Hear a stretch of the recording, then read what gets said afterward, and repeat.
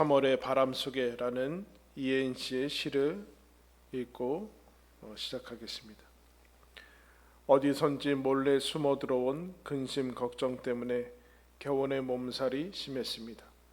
흰눈이 채 녹지 않은 내 마음의 산기슭에도 꽃 한 송이 피워내려고 바람은 이토록 오래 부는 것입니까? 3월의 바람 속에 보이지 않게 꽃을 피우는 당신이 계시기에 아직은 시린 햇빛으로 희망을 짜는 나의 오늘, 당신을 만나는 길엔 늘상 바람이 많이 불었습니다. 살아있기에 바람이 좋고 바람이 좋아 살아있는 세상, 혼자서 길을 가다 보면 보이지 않게 나를 흔드는 당신이 계시기에 나는 먼 데서도 잠들 수 없는 당신의 바람, 어둠의 벼랑 끝에서도 노래로 일어서는 3월의 바람입니다. 겨울이 끝자락에서 그럼 겨울이 얼마나 될지 알겠습니까? 그런데 겨울이 끝이 아니라 다시 봄을 하나님께서 허락하시는 것을 보게 됩니다. 여러분, 전 세계 주일에 수많은 셀 수 없는 사람들이 하나님께 예배드리고 신앙을 고백합니다. 그때마다 전 세계 1년에 무려 52주나 해당되는 그 주일에 수억의 사람들한테 늘 정죄받는 사람이 있습니다. 빌라도입니다. 우리도 사도신경에 고백했죠. 본디오 빌라도에게 고난을 받아. 오늘 그 빌라도가 여러분 나오고 있습니다. 빌라도 앞에 예수가 11절에 예수께서 빌라도 총독 앞에 섰다, 그렇게 얘기합니다.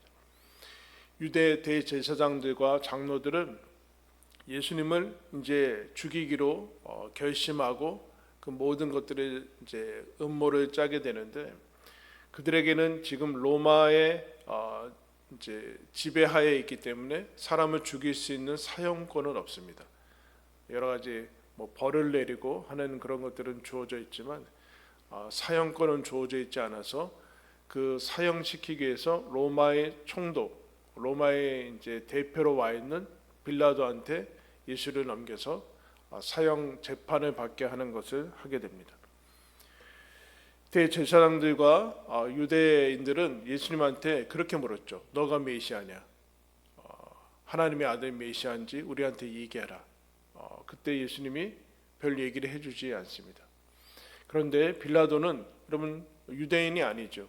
그래서 메시아건 그리스도건 별로 관심이 없습니다. 그러나 이것을 묻습니다. 너가 유대인의 왕이냐? 정치적인 로마의 대표로 와 있기 때문에 유대인의 왕 헤롯 말고 왕이라고 하는 것은 로마에 있어서는 문제가 되는 것이죠. 내가 유대인의 왕이냐라고 물으니까 예수님께서 내 말이 옳도다 라는 한마디를 하시고 그 이후에는 대답을 하지 않습니다.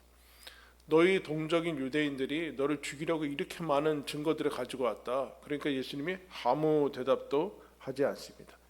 거기에 빌라도가 크게 놀랐다라고 오늘 복음서는 기록을 해줍니다. 마치 이런 느낌이죠. 풀려나지 않으려고 안간힘을 쓰는 것 같은, 어떻게 해서든 풀려나야 되는데 그렇지 않고 풀려나지 않으려고 하는 그런 마음이 있는 사람처럼 그렇게 얘기를 하지 않습니다. 예수 앞에, 빌라도 앞에 예수가 선 것인 것과 동시에 예수 앞에 빌라도가 서 있죠. 동시에 여러분 빌라도는 이 유대인 군중 앞에 서 있습니다. 군중 앞에 서서 이제 이 재판들을 이끌어 나갑니다. 그런데 갑자기 예수님 앞에 섰던 빌라도는 군중들한테 이제 몸을 돌려서 이렇게 묻습니다. 너희에게 누구를 놓아주기를 원하느냐? 우리나라처럼 국경일 같으면 8.15 사면, 특별 사면 같은 거 있지 않습니까? 마찬가지로 유대인의 명절에 죄수를 놓아주는 사면하는 그 전례가 있는데 누구에게 이제 묻습니다. 여러분, 사면당하지 않으면 이제 아주 사형에 해당하는 그 형벌에 당할 사람인데 이거를 법과 정의에 따라서 재판하는 게 아니라 사람들한테 물어요. 누구 살려줄까? 이게 무슨 짬뽕 먹을래요? 짜장 먹을래요? 예? 이 앞에서 묻고 누구 살려줘? 누구 죽일까요? 이거를 사람들한테 물으면 어떡하겠다는 거예요. 재판에 따라서 정해야 되는 거 아닙니까? 그런데 사람들한테 묻고 있어요. 기준도 정의도 없는 것이죠. 우리는 법과 원칙이라고 얘기되는 그 세상이 정한 그 기준에 따라서 하지만, 여러분 세상에 무슨 기준이 있습니까? 여러분 세상에 세우는 법이 어떻게 기준이 될 수 있습니까? 시대에 따라서 사람에 따라서 바뀌는 것이 법과 기준이 될 수 있습니까? 그냥 여론일 뿐 아닙니까? 여론, 대다수의 의견을 그냥 법으로 세운 것 아니겠습니까? 지금 그와 같은 모습을 보여주고 있습니다. 19절에 그런데 이때 예수님을 만났을 때 빌라도는 그 독대한 거나 마찬가지인데 그때 멈췄어야 돼요. 예수님의 침묵 앞에 본인도 침묵을 했어야 되고, 더 나아가서 이 재판석에 앉았을 때 그의 아내가 사람을 보내면서 이렇게 얘기합니다. 저 옳은 사람, 저 고귀한 사람한테 그 재판에 당신은 아무 관여하지 말라고 이렇게 여러분 얘기를 합니다. 내가 꿈에 저 사람 때문에 많이 힘들었다. 그러니까 저 재판에 당신 엮이지 말라고 여러분 얘기를 합니다. 여러분 말에 듣습니까? 아내 말을 안 듣죠. 아내들은 직감이라는 것이 있거든요. 이제 직감이 단순히 이제 지식에 반하는 그런 것이 아니라 어떤 그런 것이 있는데 이거를 듣지 않습니다. 여기서도 멈추지 않습니다. 왜냐하면은 그 다음에 뭐라고 하는가? 24절에 빌라도가 아무 성과도 없이 도리어 밀란이 나려는 것을 보고 물을 가져다가 무리 앞에서 손을 씻으며 이르되 이 사람이 피에 대하여 나는 무죄하니 너희가 당하라. 폭동이 일어나고 밀란이 일어나려고 하니까 자기는 지금 로마의 카이사르 황제한테 밑보이면 안 되거든요.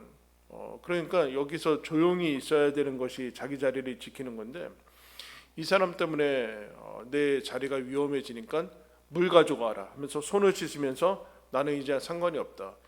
내가 보니까 이 사람은 무죄한데 왜 죽이려고 하는지 모르겠다 하면서 손을 씻으면서 이제 이후부터 일어나는 일은 너희들이 알아서 해라. 나는 상관없다라는 것이 나요.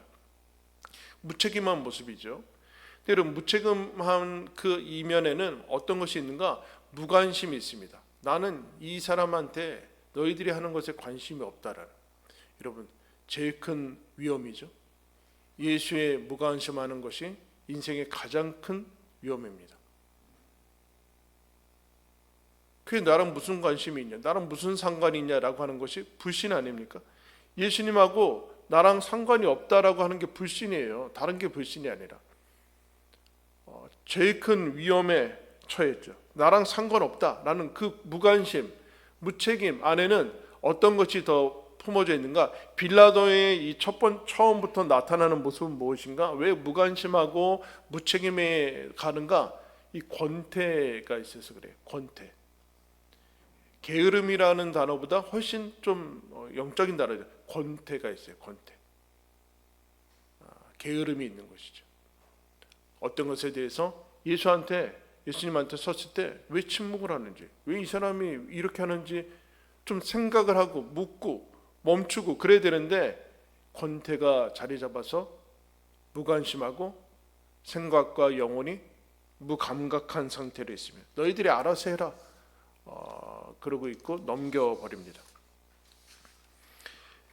이렇게 된 일은 여러분 이 사람들 빌라도도 알고 있죠. 18절에 보시면 이는 그가 그들의 시기로 예수를 넘겨준 줄 알미라. 대제사장들과 장로들이 예수를 왜 넘겼는가? 죄가 있어서 넘긴 것이 아니라 예수를 많은 사람들이 따르고 메시아라고 하고, 그러니까 자신들이 가졌던 그 환호와 그 모든 것들이 이권들이 저쪽으로 넘어갈 것 같으니까 이 시기함으로 말미암아 예수를 죽이려고 합니다. 놀랍죠 여러분? 시기에서 거짓으로 사람들을 선동하는 것을 보여요. 그러면 군중들은 어떤 모습인가? 21절에 총독이 대답하여 이르되 둘 중에 누구를 너희에게 놓아주기를 원하느냐? 이르되 바라바로소이다. 왜냐하면 대제사장들과 장로들이 무리를 선동해가지고 너희들 예수를 죽이라고 얘기해라. 그러니까 이 사람들이 예수라고 얘기합니다. 그래서 묻죠. 빌라도가 이 사람이 너희들한테 무슨 악한 일을 했느냐라고 하니까 23절에 그들이 더욱 소리질러 이르되 십자가에 못 박혀야 하겠나이다. 여러분, 무슨 악한 일을 했느냐 그러면은 이런 일을 했다라고 얘기해야 되는데 전혀 대답을 하지 않고 십자가에 못 박여야 되겠다라는 대답 아닌 대답을 하고 있어요. 이 군중의 모습들, 대제사장들과 장로들은 거짓과 선동과 시기에 의해서 자기 권리들을 지켜나가기 위해서 예수를 죽이고 있고 하나님을 죽이고 있고, 이 군중들은 불과 며칠 전에 호산나라가 외쳤던 그 사람들의 이 변덕, 아무런 정함이 없는 모습들, 그리고 이 군중의 모습은, 군중이 선동될 때의 특징은 어떤 모습인가? 하나님을 버린 모습들은 무엇인가? 귀를 막고 있어요. 빌라도가 물었잖아요. 무슨 악한 일을 했느냐? 그러면 얘기를 해야 되는데 십자가에 못 박아 소리 지르는 것밖에 없어요. 귀를 막아버리는 특징이 있습니다. 귀를 막고 듣지 않고 구호만 외치고 있어요. 여러분, 사도행전 7장에 가면은 스데반이 이 유대인들을 향해서 설교합니다. 그러자 이 사람들이 마음에 찔려서, 회개하지 않고 마음에 찔려서 돌을 들고 스데반을 향하여 이를 갈 거거든요. 그때 스데반이 돌을 그 사람들의 그 모습을 보면서 하나님의 아들이 예수 그리스도가 하나님 우편에서 일어나 서 있는 것을 봅니다. 하늘이 열리고 하나님의 아들 예수가 우편에 앉아 계신다라고 얘기하니까 사람들이 뭐라고 하는가? 귀를 막고 소리를 지르면서 스데반에게 달려갑니다. 그리고 돌을 쳐서 죽이죠. 여러분, 이상하죠? 왜 귀를 막고 달려갈까요? 귀를 막고 소리만 질러요. 죽여라 하면서 스데반을 치고 있어요. 귀를 막을 때 귀가 막힌 사람들이 등장하고 있습니다. 소리는 치고 있죠. 여러분, 귀가 막혔으면 말을 할 수 없거든요. 그런데 귀가 막혔는데 말을 하고 있어요. 그때 하나님을 버리게 되는 일들이 일어나. 맹목과, 그러면서 이렇게 얘기하죠. 이 죄를 우리와 우리 자손에게 돌리라. 이런 무슨 말을 하는지 자기들도 모르고 있는 거죠. 이 맹목과 무지 속에서 이 일들이 일어나는 것들을 보게 됩니다. 빌라도도, 그리고 대제사장들도, 그리고 이 군중들도 예수 앞에 서 있습니다. 그런데 하나님 앞에서 하나님을 만나지를 못하고 있죠. 이것이 여러분 여기에서만 일어나는 것이 아니라 구약 성경에서도 계속해서 일어납니다. 하나님께서 이스라엘 백성을 출애굽시켜서 그 놀라운 기적과 은혜를 통해서 출애굽시키고 모세를 시내산에 불러서 하나님의 계명을 허락하십니다. 그때 밑에서 무슨 일이 일어납니까? 아론과 유대 백성들은 금송아지를 만들어서 여러분 하나님을 버립니다. 그 소식을 듣고 내려가다가, 십계명을 가지고 내려가다가 모세가 아론을 만난 다음에 당신이 어떻게 이 사람들한테 어떻게 했길래 큰 죄를 짓게 했습니까? 라고 하니까 아론이, 대제사장인 그 아론이 뭐라고 하는가? 이렇게 얘기합니다. 노하지 마십시오. 이 백성이 악한 것은 당신도 알지 않습니까? 그들이 내게 말하기를 우리를 위하여 우리를 인도할 신을 만들라. 이 모세 곧 우리를 애굽 땅에서 인도하는 사람은 어찌 되었는지 알 수 없다. 무슨 얘기예요? 백성이 원해서 어쩔 수 없이 했다. 그런 얘기예요. 마지 못해서 이 백성이 얼마나 목이 곧고 힘든지 알지 않습니까? 나도 어쩔 수 없이 했습니다. 그 얘기를 지금 하는 거예요. 하나님을 버릴 때 이 아론이 어떻게 하는가? 하나님 앞에 서지 않고 백성 앞에 서서 백성의 요구를 듣습니다. 바라바를 풀어주고 예수를 죽이십시오. 그 얘기나 똑같은 것이죠. 여러분, 여기서 빌라도가 네가 유대인의 왕이냐라고 묻지 않습니까? 왕이라는 거, 지금과 같은 그런, 지금은 사실 우리는 아무런 피부에 와닿지 않아요. 왕은 그야말로 그 나라가 어떤 나라냐라고 하는 것 자체가 왕이냐, 어떤 왕이냐에 달려있기 때문에 왕과 나라는 거의 하나하고, 그 왕의 백성들은 왕에게 생명을 바쳐서 충성하는 그 모습들이 왕정이거든요. 그런데 하나님께서는 이스라엘에게 왕정 제도를 주지 않았습니다. 그런데 사무엘 이후에 하나님의 이 유대 백성들이 뭐라고 얘기하는가? 우리에게도 사무엘한테 와서 우리에게 왕을 주십시오. 당신은 늙었고 당신의 자녀들은 당신같이 이렇게 하지 못하니까 우리도 이방 나라처럼 왕을 주십시오라고 하니까 사무엘이 그것을 기뻐하지 않고, 그런데 하나님께서 뭐라고 하시는가 이렇게 얘기합니다. 우리에게 왕을 주어 우리를 다스리게 하라 하실 때 사무엘이 그것을 기뻐하지 아니하여 여호와께 기도하여 하나님께서 이렇게 응답하십니다. 백성이 너에게 한 말을 다 들어줘라. 이는 그들이 너를 버림이 아니요 나를 버려서 자기들의 왕이 되지 못하게 함이라. 하나님께서 그들은 너를 버린 게 아니라 나를 버린 것이다. 그리고 그들은 애굽에서 인도하여 낸 날부터 오늘까지 모든 일로 나를 버리고 다른 신들을 섬김같이 너한테도 그렇게 하는 것이다. 그들이 원하는 대로 해줘라. 이러면 기뻐서 해주는 게 아니에요. 그런데 사무엘한테 가서 이 왕의 제도의 위험성에 대해서 경고하고 알려줘라. 그래서 사무엘이 경고하거든요. 너희들의 아들들을 다 군인으로 징집할 것이고 딸을 다 데려갈 것이고 너희들이 재산들을 다 빼앗아 가서 나라를 그렇게 쓸 것이다. 그런데 그 얘기를 듣고서 19절에 백성이 사무엘의 말 듣기를 거절하여 아닙니다. 우리에게도 왕이 있어야 할 것입니다. 그러니까 왕의 시작은 무엇인가? 하나님을 버린 것이에요. 그럼 어떻게 됐습니까? 군중들의 말을 들었어요. 하나님이 그것을 그냥 어쩔 수 없이 그냥 하라고 했습니다. 여기서부터 왕이 시작되거든요. 첫 번째 왕이 누굽니까? 사울이죠. 사울이 처음에는 하나님 말씀 듣는 것 같다가 나중에 조금 지나서 이 사울이 타락해서 어떻게 되는가? 하나님의 말씀을 듣지 않습니다. 사무엘이 근심하고 사무엘 제사장도 아닌데 제사 드리고 아말렉과의 전투 속에서 아말렉 모든 것들을 다 진멸하라고 했는데 아말렉 좋은 것들을 골라서 나쁜 것들만 없애고 좋은 것들만 골라서 자기가 탈취하고 기념비를 세우고 막 이렇게 했어요. 그러니까 사무엘이 하나님의 명령을 따라서 가죠. 이 짐승의 울음소리는 뭡니까? 하나님이 아말렉 다 진멸하라고 하지 않았습니까? 라고 하니까 사울이 뭐라고 하는가? 이렇게 얘기해. 좋은 것들 골라서 하나님께 제사 드리려고 했습니다. 그러니까 사무엘이 뭐라고 합니까? 여호와께서 번제와 다른 제사를 그의 목소리를 청종하는 것보다 좋아하시겠습니까? 순종이 제사보다 낫고 듣는 것이 순양의 기름보다 낫지 않습니까? 듣지 않는 것은 우상에게 절하는 죄와 같음이라. 우상 숭배다라. 귀를 막아버렸어요. 사울이 하나님의 말씀을 듣지 않고. 그래서 사무엘이 이렇게 얘기합니다. 당신이 여호와의 말씀을 버렸으므로 버려질 것입니다. 그러자 사울이 뭐라고 변명하는가? 제가 죄를 범했습니다. 사실은 여호와의 명령과 말씀을 어긴 이유는 백성을 두려워해서 제가 백성을 청종했습니다. 이렇게 얘기해요. 뭔가는 청종했어요. 뭔가는 따랐어요. 뭘 따랐어요? 하나님의 말씀이 아니라 백성의 말을 따랐어요. 여러분, 그러면 자기는 왕권이 유지될 거라 생각하는데 그렇지 않는다는, 귀를 막았다는.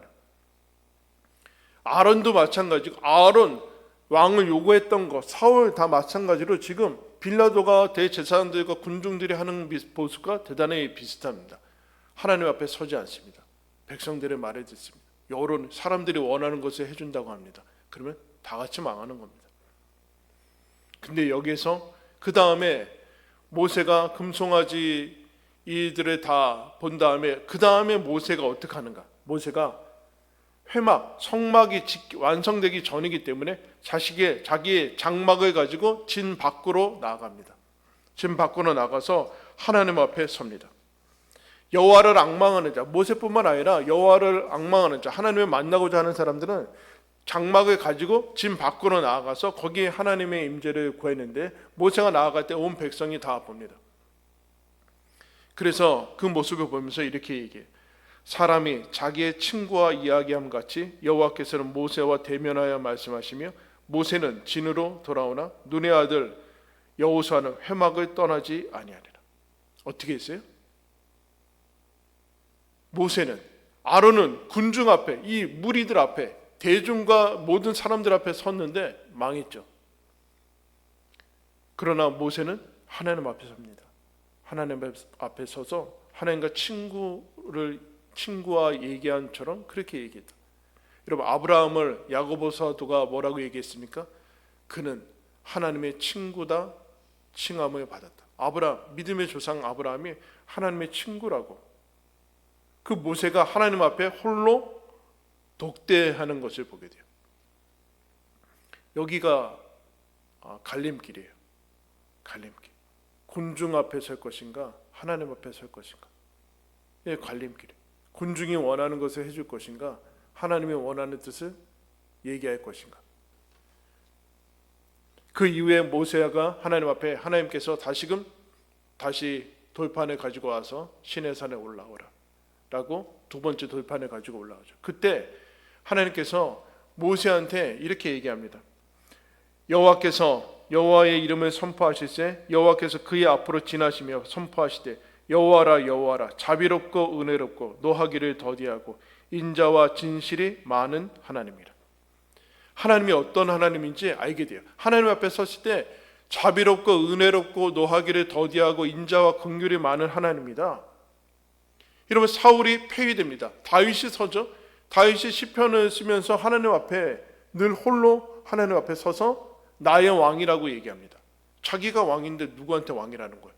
하나님이 내 왕입니다 하면서 그가 시편 145편에 왕이신 나의 하나님 내가 주를 높이고 영원히 주의 이름을 송축하리이다. 시편 145편 8절에 여호와는 은혜로우시며 긍휼이 많으시며 노하기를 더디하시며 인자하심이 크시도다. 다윗과 동시대의 사람이 아니죠. 모세와 다윗은 동시대의 사람이 아닌데 아까 모세가 했던 얘기를 똑같이 하고 있어요. 자비롭고 은혜롭고 노하기를 더디하시는 용서하시는 하나님입니다 라고 고백을 해주고 있어요. 하나님 앞에 서 있는 것이죠. 그런데 이 빌라도, 예수님 앞에 설 수 있었던 빌라도는 여러분 이것을 알아차리지 못합니다. 예수 앞에 섰는데 예수님을 만나지 못합니다. 귀를 막고 하나님의 말씀을 듣지 못합니다. 요한복음 18장에 가면은 길게 얘기를 해줘요. 너가 유대인의 왕이냐? 그렇다. 근데 왜 가만히 있느냐? 내 나라는 이 나라에 속한 것이 아니다. 이 세상에 속한 것이 아니냐. 그럼 네가 왕이 아니란 얘기냐? 무슨 얘기냐? 내 나라가 이 나라에 속했다면은 하나님께서 천사를 보내서 다 막았을 거예요. 그러나 내 나라는 이 나라에 이 땅에 속한 것이 아니다. 뭔 소리냐? 네가 왕이냐 아니냐? 그런 얘기를 할 때 예수님이 이런 얘기를 합니다. 내 나라는 이 나라에 이 땅에 속한 것이 아니기 때문에 내 나라는 진리에 속한 것이고 진리의 사람은 내 말을 듣는다. 그렇게 얘기합니다. 내가 왕인데 이 진리에 대하여 증언하러 왔고 무릇 진리에 속한 자는 내 음성을 듣느니라. 빌라도가 그때 묻습니다. 진리가 무엇이냐? 그때 예수님의 말씀 앞에 그 다음에 들어야 되는데 진리에 속한 자는 내 음성을 듣는다라고 얘기했는데 진리가 뭔데? 라고 하면서 바로 돌아서서 군중 앞에 서서 누굴 풀어주기 원하냐 이렇게 가요. 그때 멈췄어야 돼요. 가면 안 돼요. 군중 앞에 서서 아무 일도 일어나지 않아요. 하나님 앞에 아브라함과 모세와 다윗 다. 그런데 사울과 아론과 빌라도 이 쭉 이어지는 이 흐름, 대조되는 이 흐름 속에서 사람들 앞에만 섭니다. 그러면 진리 앞에 서지 못합니다. 우리는 사람들 앞에 서기 위해서 하나님 앞에 서야 됩니다. 여러분들 교사 아닙니까? 아이들 앞에 서기 위해서 하나님 앞에 서야 됩니다. 우리가 세상의 지식으로, 여러분의 IQ로, 우리의 열심과 노력으로 아이들을 거듭나게 하고 변화시킬 수 있을 것입니까? 그럴 수 없습니다. 여기 세계 최고의 석학이 와도 한 명의 영혼도 변화시키지 못합니다. 하나님 앞에 서 있는 노하기를 더디하고 인자와 긍휼이 많으신 하나님. 지금 예수님이 빌라도 앞에 있고 군중들 앞에 있고 죽이려고 하는 수많은 이 그야말로 광기에 서린 이 군중들 앞에 서 있지 않고 예수님은 침묵하며 홀로 하나님 앞에 서 있습니다.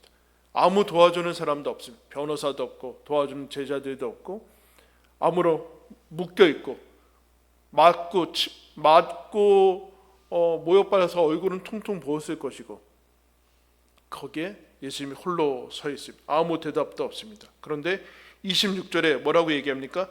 바라바는 그들에게 놓아주고 예수는 채찍질하고 십자가에 못 박히게 넘겨주니라.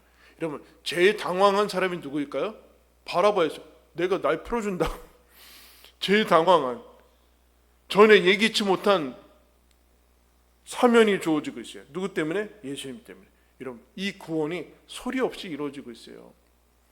군중들의 함성과 그 큰 소리 속에서 구원이 이루어지고 있지 않고 아무런 말씀도 하지 않는 이 침묵, 보이지 않는 하나님 앞에 홀로 서 있는 이 예수님 때문에 바라바라는 강도가 여러분 노임을 받고 있습니다. 하나님의 역사가 그렇게 이루어지고 있습니다. 모든 일을 위한 한 사람 한 사람의 흉악한 죄인들을 위해서 예수님이 십자가로 넘겨지고 있습니다. 존 오토버그의 스텝스라는 책에 보면 나오는 이야기인데, 베니온이라는 투치족 젊은이가 있었습니다. 베니온이는 작은 새라는 이제 뜻인데, 이 친구가 가난하고 굶주렸지만 늘 노래를 부르는, 휘파람을 불고 노래를 부르면서 살았습니다. 집이 가난해서 기타를 만들어 줄 수 없자 그가 직접 기타를 만들어서 노래를 하면서 살았는데, 이 기쁨과 이 사람의 영향력 때문에 금방 리더로 설 수 있었어요. 고등학교에서 학생회장이 되고 그 이후에 교사가 되고 또 조그만 학교에 이제 젊지만 교장이 됩니다. 고등학교 학생 때는 네덜란드 이제 전도자인 코리템품이라는 이제 유명한 전도자가 왔을 때 찬양 인도를 하고, 찬양 인도하면서 모든 사람에게 감동을 줘서 하나님 앞에 쓰임 받는 것을 봅니다. 이 사람이 투치족, 르완다 사람이었는데 이 사람이 살았을 때 당시에 후투족이라는 민족이, 그 족속이 투치족을 이제 학살하는 르완다 대학살이 진행 중이었어요. 그래서 이 후투족 군인들이 5명이 와서 이 베니온이가 교장으로 있는 학교에 와서 이 사람과 11명의 젊은 교사들을 처형하기 위해서, 죽이기 위해서 왔습니다.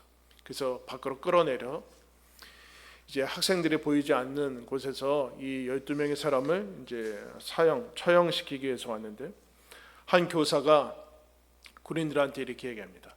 저부터 죽이십시오. 제 친구들이 죽임당하는 것을 보고 싶지 않습니다. 그러자 이제 베니온이가 먼저 나가서 이렇게, 저들은 제가 지도자이기 때문에, 교장이기 때문에 저부터 죽일 겁니다. 그러나 여러분은 하나님 곁으로 돌아가는 것이 얼마나 영광스러운 것인지 보게 될 것입니다. 그렇게 얘기를 합니다. 그래서 그 이후에 그렇게 교사들한테 얘기하고 총을 겨누고 있는 군인들한테 몸을 들리면서 이렇게 얘기합니다. 제가 기도를 할 수 있도록 허락해 주십시오. 그 군인들이 당황하죠. 무슨 총살당할 건데 군인이 기도를 하는가? 그러니까 이 사람들이 논의 끝에 허락을 합니다. 근데 교사들이 베니온이가 기도를 하면은 이것에서 벗어날 수 있겠다라는 기대를 가지지만 그는 무엇을 기도하는가?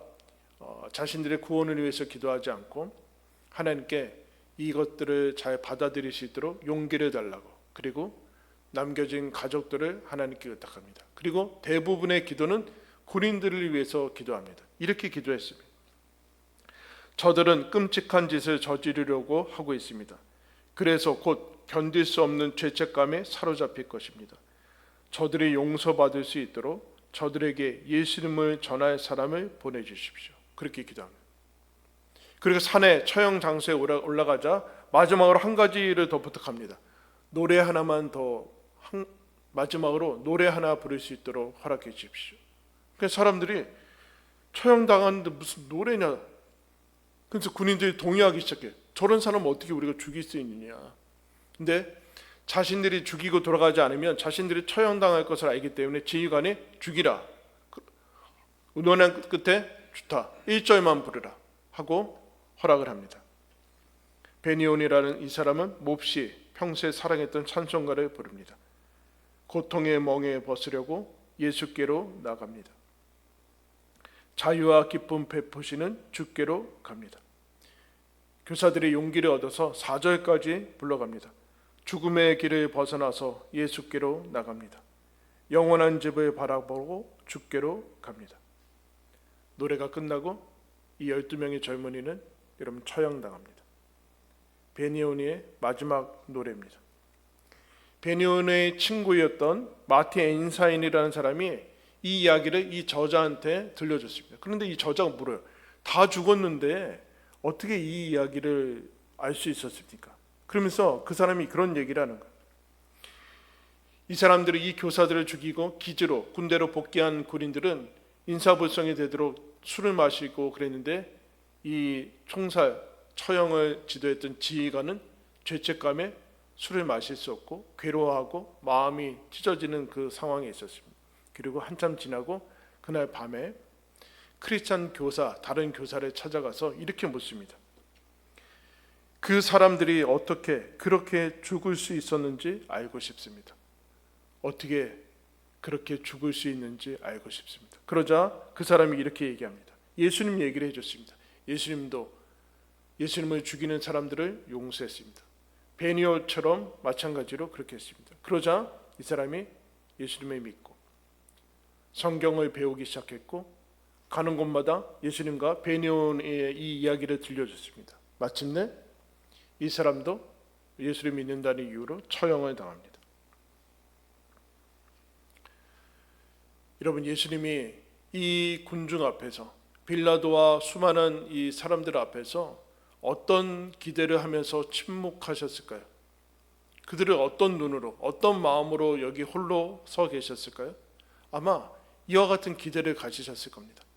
요한계시록에 보면은 요한 사도가 밤모섬에서 유배당하면서 언제 죽을지 모르는 그 상황에서 하나님의 환상을 보게 되죠. 그때 하나님 나라에서 예배드리는 모습이 나와요. 그때 모든 사람들이 열방에서 수많은 사람, 각 나라와 족속과 방언을 해서 셀 수 없는 사람들이 와서 뭘 하는가?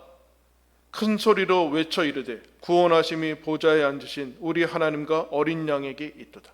큰 소리로 뭐라고 하는가? 구원하심이 우리 하나님과 어린 양에게 있도다.